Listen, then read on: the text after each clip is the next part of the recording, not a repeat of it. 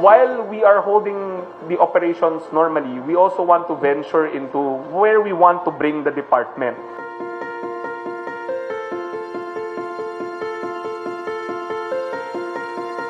We want to fight poverty, but can we dare say that we're also going to fight hunger now? One of the programs that we want to push here is fighting hunger. Mas kaya natin gawin, labanan na ang kagutuman. Atin pong buong karangalan na ilulunsad ngayong araw ang Walang Gutom 2027 Philippine Digital Food Stamp Program na naglalayong wakasan ang gutom at tugunan ang problema ng malnutrisyon sa ating bayan na isa sa mga programa ng ating Pangulo. Makakaasa po kayo na ating tututukan ang ating bagong programa at sisiguraduhin ang tagumpay nito para sa ikauunlad ng ating mahihirap na kababayan at sa pag-abot natin sa isang bagong Pilipinas na walang gutom. We will give financial assistance, but can we also dare say that using that will fight illiteracy? Naniniwala kami na dapat may educational assistance. Pero naniniwala rin ako na pag binigyan ka ng gobyerno ng tulong, obligasyon mo rin na maging bahagi ng nation building para malabanan natin ang illiteracy.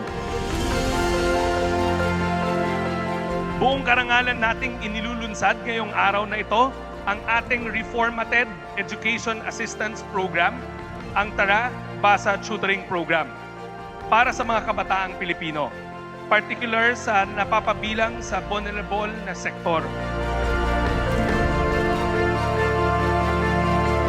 Dapat ma-enhance pa natin yung pagprotekta sa mga yung na-exploit o yung vulnerable nating sektor.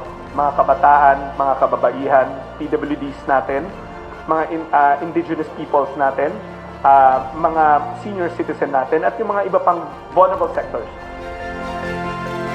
Kung matatandaan nyo, nung nag-assume ako ng post, isa sa mga nakwento ko sa inyo was trying to expand social protection, lalong-lalo na sa mga pamilya na nasa lansangan o yung families in street situation.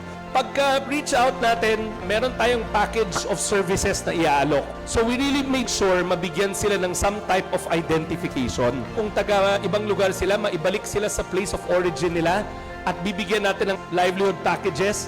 Imo-monitor ng regional office namin at ng local government unit doon. Kung nasa Metro Manila ka, ipapasok ka namin sa iba't ibang mga programa natin at iba pang mga intervention.